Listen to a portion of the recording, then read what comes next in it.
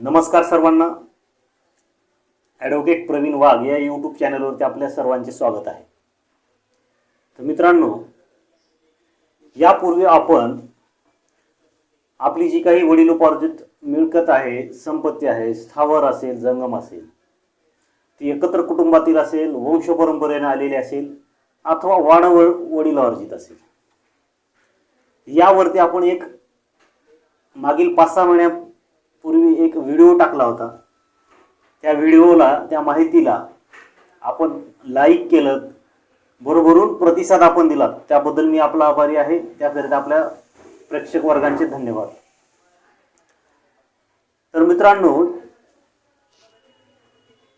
जर आपल्या वडिलोपार्जित प्रॉपर्टीमध्ये, एकत्र कुटुंबातील मिळकतीतील प्रॉपर्टीमध्ये, मालमत्तेमध्ये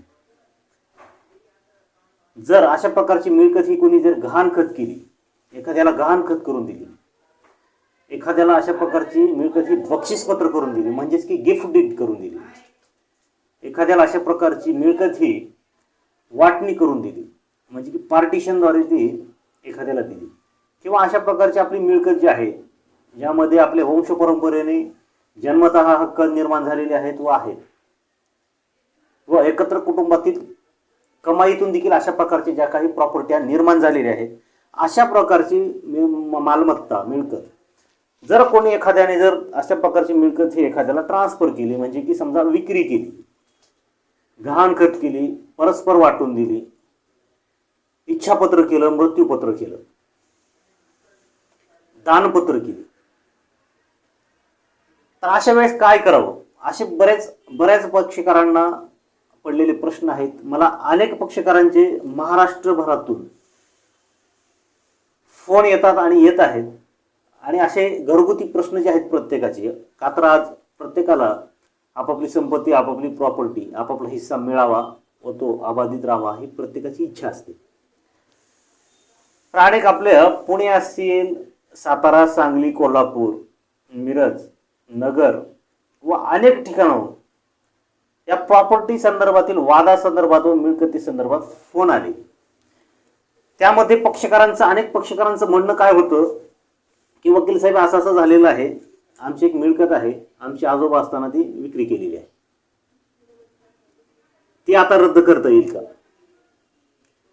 किंवा आमच्या एका पक्षकारात असा प्रश्न होता की माझ्या भावाने वडिलोपार्जित आलेली मिळकत ही परस्पर एक जणाला विक्री केली आहे, तसेच की माझ्या आजोबांनी, माझ्या वडिलांनी माझ्या एका भावालाच ती मिळकत ही बक्षीस दिली आहे किंवा एखाद्या बहिणीला दिलेली आहे. तर अशा वेळेस आम्ही काय करावं? तर मित्रांनो, एक गोष्ट याच्यात लक्षात ठेवायची आहे की ॲन्सेस्ट्रल तुमची जी काही वडिलोपार्जित प्रॉपर्टी आलेली आहे, तुमचा त्यात जन्मतः अधिकार असतो. म्हणजे तुम्ही ज्यावेळेस मातेच्या गर्भामध्ये तुमचा गर्भ तयार झालेला असतो, त्यावेळेस तुमचे अधिकार हे निर्माण झालेले असतात. त्याचसोबत अशा प्रकारची एकत्र कुटुंबातील मिळकत असताना जर तुमच्या वडिलांनी, आजोबांनी अशा प्रकारच्या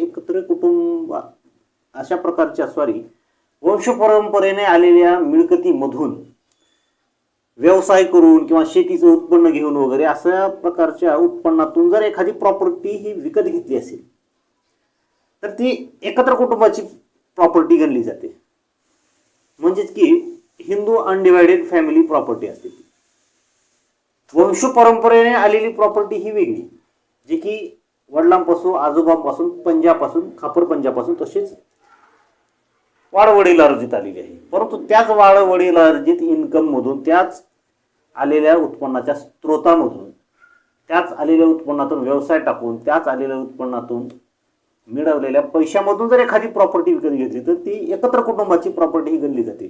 त्यामध्ये एकापेक्षा जास्त भाऊ असू शकतात, बहिणी असू शकतात, चुलते असू शकतात. तर बऱ्याच जणांचे प्रश्न हे असे पडतात की अशा प्रकारचा व्यवहार झालेला आहे, आमच्या आजोबांनी आमच्या नावे बक्षीस दिली होती प्रॉपर्टी, किंवा फलाने माझ्या भावाच्या नावाने बक्षीस दिलेली आहे, तर ते रद्द करता येईल का? तर मित्रांनो, यामध्ये एक बाब असते की आपल्या भारतीय जो लिमिटेशन ॲक्ट आहे, त्यामध्ये काही गोष्टी सांगितलेल्या आहेत. तर त्या लिमिटेशन ॲक्टला धरून त्या लिमिटेशन ऍक्टच्या तरतुदीमध्ये तुमचा एखादा दावा बसतोय का, हे पाहूनच आपण त्याबाबतचा निर्णय घ्यायचा असतो. मित्रांनो, अनेक वेळेस आपल्याला ते एखादं खरेदी खत झालेलं आहे हे माहिती असतं, आणि माहिती असून सुद्धा आपण वर्षानुवर्ष गप्प बसतो आणि नंतर आपण ते खरेदी पथ हे रद्द करण्यासाठी आपण कोर्टात जातो. तर आता इथं दोन प्रश्न आहेत, कोर्टात जावं का नाही आणि कोर्टात केव्हा जावं. तर अशा प्रकारचे जे की ज्या गोष्टींचं तुम्हाला नॉलेज झालेलं आहे, ज्या गोष्टींची तुम्हाला माहिती झालेली आहे, ज्या व्यवहारांची तुम्हाला माहिती झालेली आहे आणि ती तुमच्या नॉलेजमध्ये आलेली आहे, की अशा गोष्टींसाठी काही कालमर्यादा निश्चित केलेल्या आहेत. भारतीय लिमिटेशन ऍक्टमध्ये काही तरतुदी आहेत की एखादा दस्तऐवज रद्द करायचा असेल आणि तो जर तुमच्या माहितीत असेल तर आपल्याला 3 वर्षाच्या आत तशा गोष्टींना चॅलेंज केलं पाहिजे. किंवा काही काही वेळेस अशा गोष्टींचं नॉलेज सुद्धा नसतं आणि अनेक वर्षानंतर, 10 वर्षानंतर, 15 वर्षानंतर किंवा अनेक वर्षानंतर अशा गोष्टींची माहिती होती की असा असा प्रकार झालेला होता आणि आता काय करता येईल. तर इथं माझा एक साधा सल्ला सर्वांनाच असेल की जिथं आपल्याला माहिती झालेली नाही, ज्या गोष्टीत आपल्याला नॉलेज नाही आणि ज्या गोष्टीत आपल्याला वंश परंपरेने अधिकार असलेले आपले अधिकार हे आलेले आहेत, अशा गोष्टी चॅलेंज करण्यासाठी त्याची शक्यता आपण पाहत बसणे मला तर योग्य वाटत नाही. म्हणजे की कितपत ते शक्य होईल, दावा दाखल करता येईल का. तर मित्रांनो, कायद्यात अशी कुठलीच अशी तरतूद नाही की एखाद्या गोष्टीसाठी तुम्हाला दावा दाखल करण्यापासून कोणी थांबवू शकेल. तुम्हाला एखादा सिव्हिल सूट आणण्यापासून कोणीच थांबवू शकत नाही. तो सिव्हिल सूट, तुमचा एखादा दावा हा मान्य होईल का नाही मान्य होईल, का मान्य होणार नाही, ते नंतर ठरलं जाईल. परंतु तुम्ही दावा दाखल करायचाच का नाही याबाबत कायद्यामध्ये असे कुठेही रिस्ट्रिक्शन्स नाही आहेत. तुमचा दावा दाखल होणार, त्या दाव्यावरती जर काही कायदेशीर त्रुटी असतील तर त्या त्रुटी आधारित तो दावा व त्या दाव्याचा अंतिम निष्कर्ष ठरवला जाईल. अनेक पक्षकारांचं असं म्हणणं असतं की एकत्रित कुटुंबातील प्रॉपर्टी होती, आमच्या चुलत्यांनी परस्पर विकली किंवा माझ्या भावाच्या नावावर माझ्या वडिलांनी बक्षीस करून दिलेली आहे किंवा माझ्या चुलत्याच्या नावावर आमच्या वडिलांनी वडिलोपार्जित प्रॉपर्टी ही विक्री केली आहे किंवा माझ्या बहिणीलाच बक्षीस दिली आहे किंवा माझ्या चुलत्याच्या मुलाच्या नावावर, नातूच्या नावावर, पुतण्याच्या नावावर ती केलेली आहे. तर काय करता येईल. तर सर्वप्रथम मित्रांनो, आपल्या वंश परंपरेने आलेल्या प्रॉपर्टी संदर्भात पहिली पायरी जी असते ती कुठली असते की अशा प्रकारचं कुठलंही बेकायदेशीर बक्षीसपत्र असेल, इच्छापत्र असेल, मृत्यूपत्र असेल, खरेदी खत असेल, गहाण खत असेल, अशा प्रकारची कुठे जरी नोंद झाली, ती जर महसूल दप्तरी लागली, म्हणजेच की एखाद्या वेळेस त्या अशा नोंदीची, अशा खरेदी खत असेल किंवा अशा डॉक्युमेंटची जर तलाठ्याकडे जर अशा प्रकारची 7/12 नोंदणी करण्यासाठी जर अर्ज आला किंवा नोंदणी केली, तर आपलं पहिलं कर्तव्य काय असतं की आपण महाराष्ट्र महसूल संहिता या कायद्यात दिल्याप्रमाणे आपण तिथं ऑब्जेक्शन घ्यायचं असतं. आता बऱ्याच पक्षकारांचं एक गोष्ट चुकलेली असते की त्यांनी तिथं ऑब्जेक्शन घेतलेलं नसतं. म्हणजे तलाठ्याला ऑब्जेक्शन द्यायचं असतं की अशा प्रकारचा बेकायदेशीर फेर हा घेण्यात येऊ नये. तर महाराष्ट्र जमीन महसूल संहितेमध्ये एक नियम आहे, अशा प्रकारचं जर फेरफारला ऑब्जेक्शन आलं तर तलाठी अशा प्रकारचं फेर हा घेणार नाही, तो तहसीलदारकडे किंवा सर्कल अधिकाऱ्याकडे तो वर्ग करणार आणि तहसीलदार समोर पूर्ण हिअरिंग झाल्यानंतर दोन्ही बाजूचं म्हणणं ऐकून घेतल्यानंतर फेर घ्यावा का नाही याबाबत अंतिम निष्कर्ष दिला जातो. आता बऱ्याच पक्षकारांचे काही प्रकरणं पाहिले मी की त्यामध्ये काही जणांचे रजिस्टर्ड डॉक्युमेंट होते तर काही जणांचे अनरजिस्टर्ड डॉक्युमेंट होते. व अनरजिस्टर्ड जे डॉक्युमेंट आहेत, जे की रजिस्टर्ड झालेले नाहीत, अशा प्रकारचे अनेक फेर सुद्धा रद्द सुद्धा झालेले आहेत. त्यामध्ये मृत्यूपत्र आहे, काही जणांचे वाटणीपत्र आहेत. केवळ तो डॉक्युमेंट रजिस्टर्ड नाही, या गोष्टीवर सुद्धा काही महसूल अधिकाऱ्यांनी अशा प्रकारचे फेर हे रद्द केलेले आहेत. तर पक्षकारांनी अशा प्रकारचा फेर रद्द होत नाही वगैरे म्हणून इथंच माघार घ्यायची नसते. तर या गोष्टीला चॅलेंज करायचं असतं आपण. जरी त्या तलाठ्याने तो फेर घेतला, मंजूर केला, तरी देखील तो फेर आपण SDO कार्यालयात चॅलेंज करायचा असतो. जर आपण अशी तक्रार दिली किंवा आपण हरकत दिली तर तो आपलं तहसीलदार यांच्याकडे त्याची हिअरिंग होती आणि तिथं ते मेरिटवरती मॅटर निकाली निघतं. तर महसूल खात्यातील आपल्याला गोंधळ तर माहितीच आहे, त्यावर न बोललेलं बरं. परंतु अशा प्रकारचा तहसीलदार यांचा निर्णय आल्यानंतर आपण तो निर्णय SDO कडे चॅलेंज करू शकतो आणि तिथं त्या झालेल्या फेरला स्टे मागू शकतो. आता तो स्टे द्यायचा का नाही द्यायचा, शेवटी त्या अधिकाऱ्याला ते अधिकार दिलेले आहेत, आपण आपली बाजू मांडायची असते. तसेच तलाठ्याने जर परस्पर आपल्या फेर घेतला तरी देखील तो SDO उपविभागीय अधिकारी यांच्याकडे आपण तो चॅलेंज करायचा असतो. त्यानंतर मित्रांनो, सदरचा फेर हा आपण उपजिल्हाधिकारी किंवा जिल्हाधिकारी लेवलच्या अधिकाऱ्याकडे अपिलामध्ये SDOचा निकाल जर आपल्या विरोधात आला तर आपण तिथं चॅलेंज करायचा असतो. यामध्ये वेळ जातो, यामध्ये परिषदी पण होते, यामध्ये हाती पण जवळपास काही लागत नाही. परंतु आपण कायद्याच्या व नियमाच्या बाहेर जाता कामा नाही. म्हणजे की आपण आपल्या प्रोसिजरमध्ये कायम राहिलं पाहिजे. कदाचित कलेक्टर ऑफिसला तो फेर तुमच्या बाजूने लागू शकतो. बऱ्याच वेळेस पक्षकार हे अनेक ठिकाणी चौकशा करतात, नको त्या चौकशा करतात आणि महत्वाच्या वेळेस तिथं गैरहजर राहतात. तर त्यावेळेसच मित्रांनो, ही झाली महसूल कारवाई. महसूल कारवाई म्हणजे की 7-12 वरती 8 वरती नोंदी घ्याव्या का नाही घ्याव्या, त्याचा फेर घ्यावा का नाही घ्यावा, याबाबतचे अधिकार हे महसूल अधिकाऱ्यांना असतात. आता या जमेची बाजू काय असते की जर आपला डॉक्युमेंट जर एखादा रजिस्टर्ड असेल, तेच वाटणीपत्र, बक्षीसपत्र, मृत्यूपत्र, गहाणखत किंवा खरेदी खत हे जर रजिस्टर्ड असेल, ड्युली त्याचा स्टॅम्प दिलेला असेल आणि तो सब रजिस्टर ऑफिसमध्ये झालेला असेल, तर रेव्हेन्यू रेकॉर्डच्या अधिकाऱ्यांना, महसूलच्या अधिकाऱ्यांना असा रजिस्टर्ड डॉक्युमेंट रद्द करण्याचे अधिकार नाहीत, म्हणजे ते नाकारण्याचे अधिकार नाहीत. त्यामुळे आपण कुठलाही डॉक्युमेंट करत असताना तो रजिस्टर्ड डॉक्युमेंट करायचा. 4 पैसे वाचवण्यासाठी कुठलीच कोशिश प्रयत्न करायची नाही. ते वाचवलेले 4 पैसेच आपल्याला उद्या भविष्यात अंगलट येतात, आपल्याला जोखीम पत्करावं लागते. तर रजिस्टर्ड डॉक्युमेंट आतापर्यंत कुठंच त्या रजिस्टर्ड डॉक्युमेंटचा फेर हे नाकारल्याचं माझ्या पाहण्यात नाही. परंतु कितीही महत्वाचा असू द्या, जो अनरजिस्टर्ड डॉक्युमेंट आहे तो कधी पण महसूल अधिकारी ते रद्द करू शकतात, त्या आधारचा फेर देखील रद्द करू शकतात. ही झाली मित्रांनो महसूलची कारवाई. इकडं नाव लागावं का नाही, फेर व्हावा का नाही याबाबत आहे. तर आपल्याला माहितीच आहे की अशा प्रकारचं कुठलंही बेकायदेशीर खरेदी खत, बक्षीसपत्र, वाटणीपत्र किंवा आणखी गहाणखत किंवा इच्छापत्र, मृत्यूपत्र झालं तर अशी काही गोष्ट आपल्या कानावर आल्यानंतर आपण तात्काळ संबंधित तलाठ्याला ऑब्जेक्शन द्यायचं असतं की अशा प्रकारचा फेर घेऊ नये म्हणून अर्ज करायचा असतो. आणि अशा प्रकारची फेरसाठी वर्दी आल्यानंतर, अर्ज आल्यानंतर तलाठी देखील एक चावडी नोटीस काढत असतात.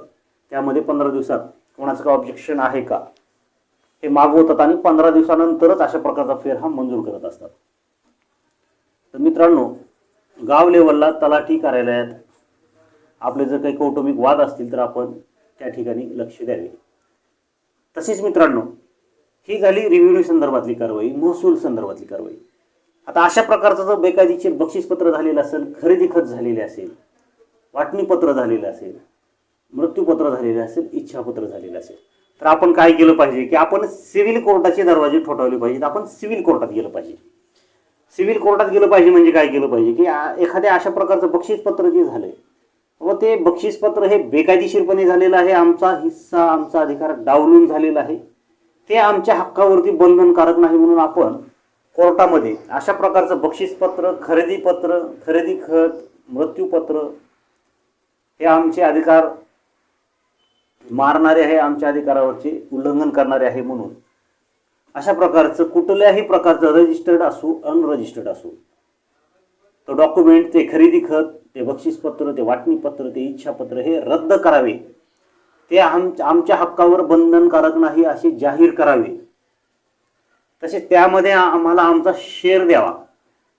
तसेच अशा प्रकारची प्रॉपर्टी ही या व्यक्तीने आता त्रयस्थ व्यक्तीला ट्रान्सफर करू नये म्हणून आपण अशी देखील मागणी करू शकतो. तसेच एखादी प्रॉपर्टी एखाद्याने ट्रान्सफर केलेली असते परंतु ताब्यात असतो आपण, अशा प्रकारे माझ्या ताब्याला अडथळा करू नये किंवा माझ्या ताब्यात येण्यापासून विरोधी व्यक्तींना रोखण्यात यावं. त्यांना जे मदत करणारे लोक आहेत, त्यांचे नोकर, इतर साथीदार, मदतीदार, त्यांना देखील परावृत्त करण्यात यावं. इथं येऊ देऊ नये, येण्यास मज्जाव करण्यात यावा म्हणून आपण तात्पुरता मनाई हुकूम आणि कायमस्वरूपी मनाई हुकूम सुद्धा आपण मागू शकतो. तर मित्रांनो, अशा प्रकारचं बक्षीसपत्र असेल, मृत्यूपत्र असेल, इच्छापत्र असेल, वाटणीपत्र असेल, खरेदी खत असेल, ते रद्द करा म्हणून आपल्याला कोर्टात हे जावंच लागतं. 2004चं एक प्रकरण आहे. असेच एक पक्षकार आमच्याकडे आले आणि त्यांनी त्यांचा किस्सा सांगितला की माझ्या सासऱ्यांनी ही प्रॉपर्टी ही त्यांच्या भावाकडून 2001 मध्ये विकत घेतलेली आहे, परंतु त्यांच्या मुलांनी सदरची प्रॉपर्टी ही माझे वडील ही दारूच्या व्यसनात होते, त्यांना काही समजत नव्हतं, कर्जबाजारी झाले होते आणि परत देण्याच्या अटीवरती ती प्रॉपर्टी त्यावेळेस आमच्या चुलत्यांना विक्री केली होती. असे कारण घेऊन सदरची प्रॉपर्टी आता ही आमच्या चुलत्यांच्या नावावर आहे आणि ती विक्री करण्याच्या तयारीत आहे, परंतु त्या प्रॉपर्टीमध्ये आमचे अधिकार होते. आमच्या वडिलांनी विक्री केलेली प्रॉपर्टी ही त्यांची स्वकष्टार्जित मिळकत नव्हती, त्यांनी सेल्फ अकाउंट त्यांची मिळकत नव्हती, त्यांनी स्वतः ती कमवलेली नव्हती, त्यात आमचे अधिकार सुद्धा होते. आणि सदरची प्रॉपर्टी ही आमच्या शिक्षणासाठी नाही किंवा कुठलंही एखादं कायदेशीर कर्ज फेडण्यासाठी दिलेली नाही. तसेच आम्ही लहान होतो, तसेच आमच्या त्यावरती संमती देखील नाही. अशा प्रकारचे दावे करून देखील अशा प्रकारच्या दाव्यामध्ये देखील कोर्टाने अनेक केसेसमध्ये मनाई हुकूम दिलेले आहे. प्रॉपर्टी अशा प्रकारचे ट्रान्सफर करू नये आणि त्यामध्ये वाटणी हिस्सा मागितलेला आहे. तर काय घडेल कायद्यामध्ये आजकाल काही सांगता येत नाही.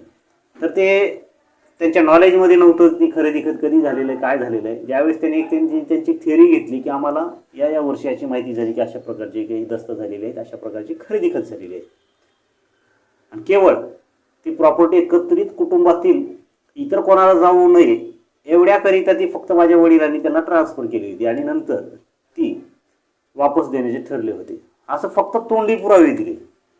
प्रत्यक्षात त्या खरेदी खतामध्ये कुठलाही उल्लेख नव्हता. तरी सुद्धा कोर्टाने अशा प्रकारची बाजू लक्षात घेऊन त्या वादीच्या वतीने मनाई हुकुमाचा आदेश हा पारित केला. तर मित्रांनो, कायद्यात काही सुद्धा होऊ शकतो. अशा प्रकारचे आदेश वरील कोर्टातही चॅलेंज केले जाऊ शकतात. म्हणजे एखाद्या कोर्टाने आपल्या विरोधात निकाल दिला म्हणून आपण खचून जाता कामा नये. आपण तो निकाल हा वरिष्ठ न्यायालय देखील चॅलेंज करू शकतो. का की अपिलाचं प्रावधान जे या कायद्यामध्ये दिलेलं आहे ते यासाठी दिलेलं आहे की कुठलंही कोर्ट काही ना काही चुका करतच असते, कुठल्या तरी कायदेशीर त्रुटी ह्या राहतच असतात. त्यामुळे कनिष्ठ न्यायालयाचा निकाल आपण वरिष्ठ न्यायालयात चॅलेंज करू शकतो. तसेच एखाद्या बाबतीत ही आम्हाला मिळेल का प्रॉपर्टी, काही ह्याच्यात मिळेल का, याचाच विचार न करता आपण प्रयत्न केले पाहिजे. आणि प्रयत्न करणं हे तुमचं आणि तुमच्या वकिलांचं काम आहे. त्या प्रयत्नांती तुमच्या हातात आणि नशिबात काय येईल तो कायदेशीर भाग आहे. कदाचित तुमच्या बाजूनेही निकाल एखादा येऊ शकतो. कायद्याच्या दृष्टीनं तुमची बाजू जर भक्कम असेल तर कधीही निकाल आपल्या बाजूने येतो. तर महाराष्ट्रभरातून बऱ्याच जणांचे हे प्रश्न येत असल्यामुळे, याबाबत विचारणा केली जात असल्यामुळे अशा प्रकारचं कुठलंही बेकायदेशीर जर खरेदी खत, बक्षीसपत्र, गहाणखत, वाटणीपत्र, इच्छापत्र, मृत्यूपत्र जर झालेलं असेल आणि ती मिळकत जर तुमची वडिलोपार्जित असेल किंवा एकत्र कुटुंबातील असेल, अशा प्रकारचं व्यवहार, अशा प्रकारचा हा आपण चॅलेंज करू शकतो. अशा प्रकारचा व्यवहार हा रद्द व्हावा, त्यामध्ये आमचे अधिकार आहेत ते जाहीर करावे. झालेला व्यवहार हा आमच्या अधिकारावरती बंधनकारक नाही. तसेच झालेले दस्त हे रद्द व्हावे अशा प्रकारची आपण मागणी करू शकतो. त्यासोबत आम्हाला आमचं क्षेत्र वाटून द्यावं, तोपर्यंत या सर्व मिळकतीवरती मनाई हुकूम द्यावा, ते कोणालाही इतरांना हस्तांतरित करता कामा नये. अशा प्रकारची देखील आपण त्यात मागणी करू शकतो. तसेच आमचा आणखीन एक पक्षकार होता, त्याच्या आजोबांनी ती प्रॉपर्टी त्याच्या नावावरती केलेली होती आणि ते बक्षीसपत्र हे रजिस्टर्ड होतं, मृत्यूपत्र हे रजिस्टर्ड होतं. परंतु ती मृत्यूपत्र हे ते आजोबा वारल्यानंतर ते कोणालाच मिळालं नाही आणि नियमाप्रमाणे सर्व वारसांची नावे लागली. परंतु नंतर ज्यावेळेस त्यांना ते रजिस्टर्ड मृत्यूपत्र सापडलं त्यावेळेस त्यांनी त्या सर्व वारसांविरोधात कोर्टामध्ये दावा दाखल केला. कशामुळे दावा दाखल केला तर ते मृत्यूपत्र जे होतं केलेलं ते त्या आजोबांनी त्यांच्या सेल्फ अक्वायर्ड प्रॉपर्टीचं केलेलं होतं. म्हणजे की त्या आजोबांनी 50-60 वर्षापूर्वी ती मिळकत स्वतः खरेदी केलेली होती. वडिलोपार्जित प्रॉपर्टी नव्हती. आज रोजी तो मृत्यूपत्र करून देणारा व्यक्ती हयात नव्हता, त्याचे दोन्ही साक्षीदार देखील हयात नव्हते, परंतु तो रजिस्टर्ड डॉक्युमेंट असल्यामुळे तो पुराव्यात वाचला गेला. आणि पुराव्यात वाचला गेल्यामुळे त्याची ती केस ही साबित झाली. जरी आज रोजी त्याचा ताबा नसला त्या जमिनीवरती, परंतु त्याचं टायटल जे होतं, त्याची मालकी जी होती ती ऑलरेडी ज्या दिवशी मृत्यूपत्र केलं ती त्या दिवशीच गेलेली होती. म्हणजे केवळ 7/12 आपले नाव आहेत म्हणून आपण मालक आहोत का? तर नाही. ठीक आहे, 7/12 नावं हे मालकीसाठीच असतात, भोगवट्यासाठी असतात. वर्ग 1 वर्ग 2 च्या जमिनी ज्या असतात ते प्रकार जे आहेत, परंतु टायटल ज्याला म्हणतात की मालकी तुम्हाला कशा पद्धतीने आली. आता केवळ त्या वडिलांचा मृत्यू झालेला आहे आणि मृत्यू पश्चात हे वारस आहेत म्हणून रेकॉर्डवर आलेले होते इतर जण, परंतु ज्या व्यक्तीचा मृत्यू झाला होता ह्या अर्जदाराच्या आजोबाचा, त्या आजोबांनी ती स्वतः कमवलेली प्रॉपर्टी होती आणि त्यांनी त्यांच्या मृत्यूपत्रामध्ये रजिस्टर्ड मृत्यूपत्रामध्ये ती त्यांच्या नातवाच्या नावावर त्या चॉईस करून टाकली होती. आज रोजी तुमचा ताबा जरी असला, तुमची नावं जरी 7/12 असली, तरी मालक कोण आहे, टायटल कोणाचं आहे, तर मृत्यूपत्रामध्ये ज्याला त्यांनी दिलेलं आहे त्याचं टायटल आहे. त्यामुळे हे झालेले फेर जे आहेत, झालेली नावं जी आहेत, कायदेशीर दृष्टीने ते उद्या रद्द होऊ शकतात आणि मृत्यूपत्र ज्याच्या नावाने केलं होतं त्याच्या बाजूने भविष्यात निकाल येऊ शकतो. यात सांगण्याचा मित्रांनो उद्देश हाच होता की प्रत्येक जण मृत्यूपत्र करतो, त्यांची इच्छा असते की माझ्या आवडत्या व्यक्तीला ती माझ्यानंतर प्रॉपर्टी मिळावी, किंवा एखादा व्यक्ती हा व्यसनी आहे, निर्व्यसनी व्यक्तीला ज्या नावावर करतोय मी, भविष्यात ती जतन व्हावी, तिचं संवर्धन व्हावी, आपली ही इच्छा असते. परंतु अनेक वेळेस आपल्या चुका काय होतात की आपण तो डॉक्युमेंट रजिस्टर्ड करत नाही. म्हणजे मृत्यूपत्र असं ना काही असो, ते रजिस्टर्ड करायला हवं. जो मृत्यूपत्र व्यक्ती करून देणार आहे त्याच्यापेक्षा कमी वयाचे साक्षीदार कधीही त्याच्यामध्ये ठेवावे. म्हणजे मृत्यूपत्र करून देणाऱ्या व्यक्तीला तो हयात असताना व त्याच्या मृत्यू झाल्यानंतर जे प्रकार पाहिले जातात, जे प्रकार आढळून येतात, तसे प्रकार कोणाचे होऊ नयेत. म्हणजे की एखादा व्यक्ती मृत्यूपत्र करून देतोय त्याच्या मुलीच्या नावाने, मुलाच्या नावाने किंवा एखाद्या व्यक्तीच्या नावाने, आणि त्याच्या मृत्यू पश्चात तिसरेच प्रकार उद्भवतात. त्याच ठिकाणी जर एखादं मृत्यूपत्र तुमचं किंवा कुठलाही दस्त असो तो जर रजिस्टर्ड असेल तर त्याला जवळपास कोणीही चॅलेंज करू शकत नाही. चॅलेंज करू शकतात परंतु ती सहजासहजी खोडलं जाऊ शकत नाही. तर मित्रांनो, तुमचं बक्षीसपत्र असेल, मृत्यूपत्र असेल, वाटणीपत्र असेल, खरेदी खत असेल, गहाण खत असेल अथवा इच्छापत्र असेल, हे सर्व प्रकार हे जमिनीशी संदर्भात आहेत, शेत जमिनीशी संदर्भात आहेत, घराशी, प्रॉपर्टीशी संबंधित आहेत. अशा प्रकारचा कुठलाही दस्त झाला तर आपली पहिली पायरी असते, आणि पहिली पायरी असायला पाहिजे की महसूल विभागाची, की महसूल तलाठी असेल, तहसीलदार असेल, या ठिकाणी आपल्याला सर्वप्रथम ऑब्जेक्शन द्यायचं असतं. आपण अशा गोष्टीकडे दुर्लक्ष करायचं नाही. फेरला ऑब्जेक्शन द्यायचं, म्हणजे की तात्काळ होणारा फेर हा 1-2 वर्ष लांबतो, जरी तो रजिस्टर्ड डॉक्युमेंट असला तरी. त्यानंतर जरी कुठला फेर झाला तर तो फेर देखील आपण वरिष्ठ न्यायालयामध्ये, अपिलामध्ये तो चॅलेंज करू शकतो. तोपर्यंत आपण दिवाणी न्यायालयात सुद्धा वेगवेगळ्या रेमेड्या, वेगवेगळ्या प्रकारची सहायता मागू शकतो. तर मित्रांनो, या बक्षीसपत्र माहिती, खरेदी खत असेल, गहाण खत असेल, इच्छापत्र असेल, मृत्यूपत्र असेल, वाटणीपत्र असेल, तर यामध्ये अनेक जणांचे वाटणीपत्राबाबत सुद्धा काही जणांचे फोन आले आणि काही जणांचे प्रश्न होते की वाटणीपत्र केव्हा करता येईल किंवा वाटणी केव्हा मागता येईल, वाटणी कधी मागता येईल. अनेक जणांचे प्रश्न होते की जॉईंट क्षेत्र आहे तेव्हाच मागता येईल का. अनेक जणांचे प्रश्न होते की फक्त तिथं वडिलांचंच नाव आहे, आमचं नाही, मागता येईल का. अनेक जणांचे प्रश्न होते की तिथं फक्त माझ्या भावाचंच नाव आहे, माझं नाही, मागता येईल का. तर मित्रांनो, तुमचा ज्यावेळेस जन्म झाला, तुमचा ज्यावेळेस गर्भधारणा झाली, त्याच वेळेस तुमचे अधिकार हे तुमच्या वंश परंपरेने आलेल्या प्रॉपर्टीमध्ये आज आलेले असतात. त्यामुळे ती प्रॉपर्टी तुमच्या वडिलांच्या नावानं असो, भावाच्या नावानं असो, चुलत्याच्या नावानं असो, अथवा आईच्या नावानं असो अथवा कोणाच्याही असो, जर ते वडिलोपार्जित आणि एकत्र कुटुंबात असेल तर आपण त्यात मागणी मागू शकतो. परंतु काही जणांचे प्रश्न असे होते की आमच्या वडिलांची ती सेल्फ बॅकवर्ड प्रॉपर्टी आहे, त्यांनी स्वतः कमवलेली आहे, ते माझ्या एका भावाच्या नावावर त्यांनी केली, तर मला त्याच्यात काही मागता येईल का? तर मित्रांनो, अशा बाबतीत जर सेल्फ बॅकवर्ड प्रॉपर्टी असेल, स्वकष्टार्जित असेल, तर ती कोणाच्या नावावर करायची, कोणाला द्यायची, तिची विल्हेवाट कशी लावायची हे त्या व्यक्तीवर अवलंबून असतं. जर अशा प्रकारची प्रॉपर्टी ही जर एकत्र कुटुंबातूनच कमवलेली आहे, वंश परंपरेने आलेल्या शेतातील उत्पन्नातूनच कमवलेली आहे, असं जर आपल्याला काही दाखवता येत असेल तर आपल्याला यामध्ये काही करता येतं. तर प्रश्न लोकांचे असेच होते की सेल्फ बॅकवर्ड आहे, याच्यात काही करता येईल का? काही करता येईल अथवा ना करता येईल. तुम्हाला दावा दाखल करण्यापासून कोणी थांबवू शकतं का? नाही. त्या दाव्यामध्ये तुम्ही मग ती एकत्र कुटुंबातून कशी मिळकत आली होती, तिची कमाई कशी होती, त्याबाबत आलेल्या पैशातून ही प्रॉपर्टी कशी घेतलेली आहे, किंवा वंश परंपरेने आलेल्या प्रॉपर्टीमधून ही मिळकती कशी घेतलेली आहे, हे तुम्ही कधी सांगू शकता? हे तुमचा दावा दाखल झाल्यानंतरच.